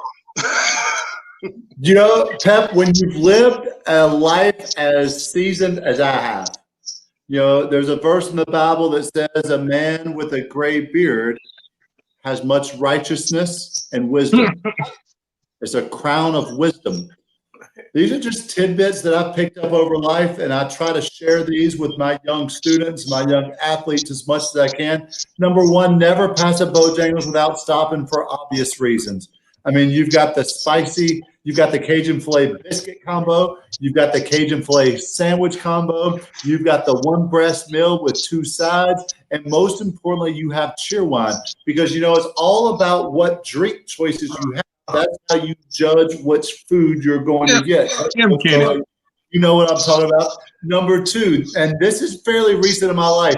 In 2014, I was taking a young student athlete of mine up to James Madison on a recruiting visit. And on the way up there, I was a little bit hungry. And he goes, Coach, man, let's stop at Chick-fil-A. So we pulled into Chick-fil-A. In fact, there's my Chick-fil-A cup right now.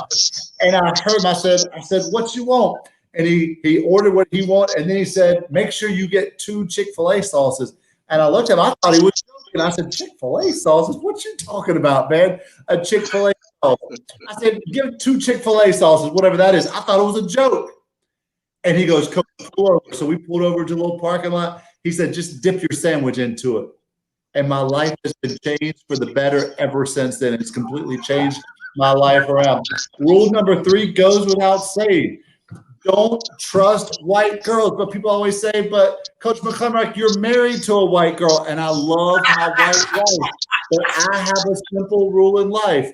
DTWG, because they will always lead you astray. Always, guys. Careful who you trust. Just trust me. And then the final rule is, you know, it only deals with sports because it's the only time it comes up. But when choosing sides, always choose against the Dallas Cowboys.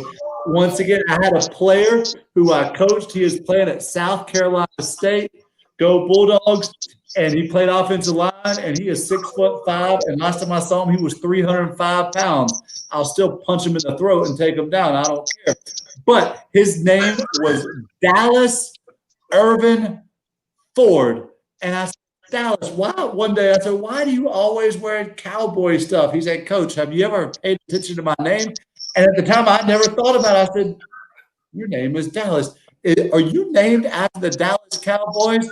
And he goes, so the next time I saw his mom, I said, Mama, I want to know, what did Dad do to convince you to name him Dallas? And then she goes, Coach, you know what Dallas's middle name is? I said, what? She said, Irvin. I said, oh, please tell me it's not for Irvin. There we go. And sure enough, that's what it was. I couldn't even, like, I've got twin boys, and we had to give one of my sons 2 first names. So we got 2 first names, a middle name, another first name, and a middle name. I got to choose one of those 5 names. That's it. I don't know how to do it, but that goes back to life rule number 3, if you know what I'm saying. All right, so I could share some experiences on rule number 3, but I'm not gonna go there. Right? We have to do that off camera. My wife is looking at me right now. She hasn't been down here for 2 hours, and now she is drilling a hole through me right now. So hear back. Somebody shoot me a text after a while, man. We might need to Hey, go on, get off the camera, man. Go on, get off the camera. Go on, handle your business. Oh man! All right, Wow. Oh my God. I don't know. I don't know where to go on that. So at this point, we're just gonna end the show. and if Ken ain't here next week, y'all know why. So Rule number 3. on behalf of yes, that's why. On behalf of everyone, Kenny, Juice Man, Billups, Cherie, and producer Brandon, Pepman, Matt Morris signing off. See you next week again for another episode of Football Focus Weekly, where you not only get football, but you get beautiful rules of life from our panel. Thanks for watching.